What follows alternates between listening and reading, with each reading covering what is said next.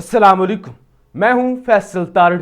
इस वीडियो के अंदर हमने बात करनी है शहबाज शरीफ की जी छुट्टी होने जा रही है, नया वजीर आजम कौन आ रहा है, इस हवाले से बात करनी है।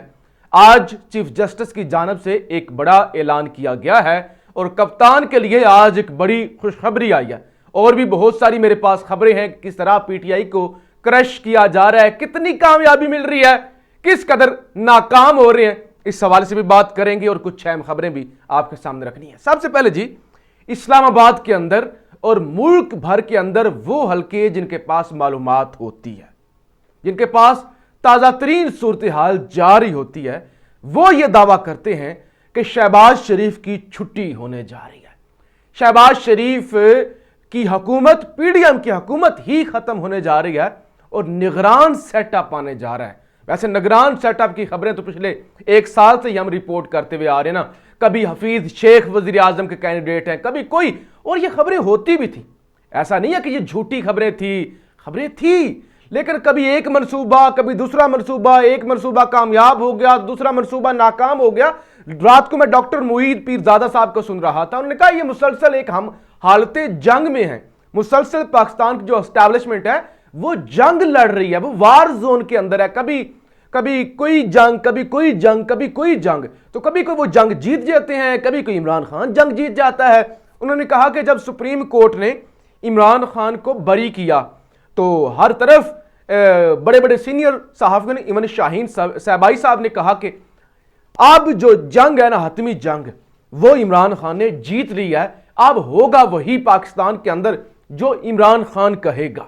लिहाजा वो कहते हैं कि वो वाली जंग इमरान खान ने जीत ली। अब 9 मई के बाद वाला जो सूरत हाल है उसके अंदर एस्टैब्लिशमेंट या पीडीएम जंग जीतने की कोशिश कर रही है। तो मुसलसल जंग है, खबरें ठीक होती हैं, लेकिन सम टाइम को खबर जो है वो कोई मनसूबा, आप कह लें खबर नहीं, कोई मनसूबा पूरा नहीं हो पाता। अब क्या मनसूबा है? मोहसिन बेग को जो लोग जानते हैं वो बड़ी अच्छी तरह उनको पता है मोहसिन बेग किन का बंदा है, किन के साथ उसकी तस्वीरें वायरल हैं, किन के साथ वो उठता बैठता है। और इवन मोहसिन नकवी वजीर आला पंजाब, अब निगरान तो नहीं कहना चाहिए ना, ये तकल्लुफ नहीं करना चाहिए, जियो न्यूज भी नहीं करता, हम क्यों करें कि निगरान वजीर आला, निगरान तो 90 दिन के लिए था, वो मुद्दत गुजर चुकी है। तो मोहसिन नकवी जो वजीर आला पंजाब है जनाब, वो भी मोहसिन बेग की रेफरेंस है।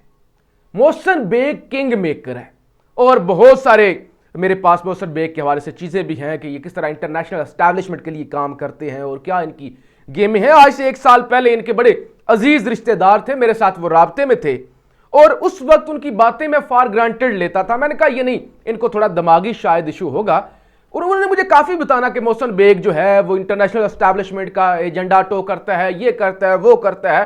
और आपने देखा भी था कि पुलिस जब मोहसिन बेग को गिरफ्तार करने गई थी उन्होंने पिस्तौल निकाल लिया था, यानी उसे किसी चीज़ की परवाह नहीं है। और मौजूदा जो हमारे चीफ हैं उनके करीब है मोहसिन बेग। तो खबरें ये चल रही हैं मोहसिन बेग निगरान वजीर आजम आ रहे हैं और लंबे अरसे के लिए आ रहे हैं, यानी शुरू में उनके साथ निगरान लगेगा, बाद में निगरान भी हट जाएगा। ऐसा मैंने डॉक्टर शहबाज गिल से भी सुना है, उनके वीलॉग से भी। और इस्लामाबाद के अंदर जो बाखबर हल्के हैं और मुस्तनद सहाफ़ी हैं वो भी इस हवाले से कल से बात कर रहे हैं, पिछले बल्कि 2 दिनों से, कि मोहसिन बेग जो हैं वो मुमकिन तौर पे निगरान वजीर आजम हो सकते हैं। और मोहसिन बेग अगर आ जाता है वो तो इमरान खान के बुग्ज के अंदर, यानी पहले मोहसिन बेग इमरान खान के बड़ा करीब था, शायद मोहसिन बेग वो बंदा था जिसको बिना इजाज़त के इमरान खान के पास पहुंचने की इजाज़त थी किसी भी इजलास के अंदर बैठने की। लेकिन बाद में लड़ाई हो गई, झगड़ा हो गया, मोहसिन बेग ने पिस्तौल निकाल लिया, वो जो सारी एपिसोड भी आपको पता है। अब मोहसिन बेग अगर आ जाता है वो तो इमरान खान को अपना दुश्मन समझता है और बड़ी खुल के वो तनकीद करता है। और जैसे मोहसिन नकवी है तो ये ऐसी चीज़ें हो भी सकते हैं, ये प्लान बनाया जा रहा है। अब प्लान नाकाम होता है, कामयाब होता है, ये एक अगली बहस है। राना सनाउल्लाह की जी रात को तबीयत बिगड़ गई थी, तबीयत उनकी ख़राब हो गई थी फैसलाबाद के अंदर, और खराबी सेहत के बायस राना सनाउल्लाह को हस्पताल मुंतकिल किया गया। अस्पताल ज़राए के मुताबिक वज़ीर दाखिला राना सनाउल्लाह को गुज़श्ता रात हाई ब्लड प्रेशर के बायस FIC मुंतकिल किया गया था। ज़राए का कहना है कि राना सनाउल्लाह के हार्ट अटैक, यानी दिल का जो अटैक होता है, कि उसको जांचने के लिए किया गया ड्रॉप आई टेस्ट भी मुस्बत आया था। यानी एक टेस्ट किया जाता है ड्रॉप आई, जिससे पता चलता है कि दिल का अटैक होने का खदशा है या नहीं है। تو وہ جو ٹیسٹ تھا وہ پازیٹیو آیا تھا کہ یہ جو بی پی ہائی ہوا ہے اس سے دل کا عارضہ ہو سکتا ہے۔ ہسپتال ذرائع نے مزید بتایا کہ وزیر داخلہ رانا ثناءاللہ کا بلڈ پریشر 120/160 تھا، بخار کے ساتھ دل کا درد بھی تھا، اور اب ان کو جو فیصلہ آباد کا اسپتال ہے اس سے ڈسچارج کر دیا گیا۔ ایک خبر سپریم کورٹ سے آپ کے سامنے رکھ دوں۔ سپریم کورٹ معاشی معاملات میں مداخلت نہیں کرے گی۔ چیف جسٹس عمر عطا بندیال نے کہا ہے کہ سپریم کورٹ معاشی معاملات میں مداخلت نہیں کرے گی۔ معاشی معاملات میں سپریم کورٹ کو کوئی مہارت حاصل نہیں۔ سپریم کورٹ کراچی رجسٹری کے ESC کی نجکاری کے خلاف جماعت اسلامی کی درخواست پر سماعت ہوئی۔ چیف جسٹس کی سربراہی میں 3 رکنی بینچ نے اسلام آباد سے بذریعہ ویڈیو لنک کیس کی سماعت کی۔ جسٹس عطر نلہ کا کہنا تھا کہ یہ پالیسی میٹر ہے، اس کا دائرہ اختیار یہ کورٹ تو نہیں، میرا خیال ہے پہلے مناسب فورم پر جانا ہوگا۔ جسٹس عائشہ ملک کا کہنا تھا کہ اب تو ادارے کی نجکاری ہو چکی ہے اور ادارہ طویل عرصے سے کام کر رہا ہے۔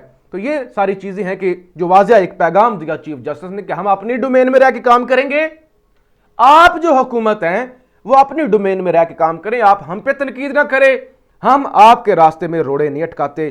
PTI کے حوالے سے بڑی ساری خبریں ہیں، لیکن پہلے میں ایک خبر آپ کے سامنے رکھوں۔ وہ بنگلہ دیش، وہ بنگالی ہمارے بھائی جو ہم سے جدا ہو گئے ہماری غلطیوں کی وجہ سے، ہماری عیاشیوں کی وجہ سے، ہماری پالیسی کی وجہ سے، ہماری طرف سے بدماشی کی وجہ سے، اور وہ بنگالی جن کو ہم انسان بھی نہیں سمجھتے تھے۔ میں نے کافی کتابیں پڑھی ہیں بنگالیوں کے حوالے سے اور سابقہ ریٹائرڈ فوجیوں کی، ایون جنرل شاہد عزیز صاحب کی ایک کتاب ہے یہ خاموشی کب تک، میرے خیال سے ایک کتاب کا نام ہے، اس کے اندر بھی آپ پڑھیں تو وہ کہتے ہیں سچ تو یہ ہے کہ ہم نے کبھی بنگالیوں کو سینے سے لگایا ہی نہیں، ان کو بھائی سمجھا ہی نہیں، ان کو اپنے جیسا سمجھا ہی نہیں، ان کو انسان بھی نہیں سمجھا۔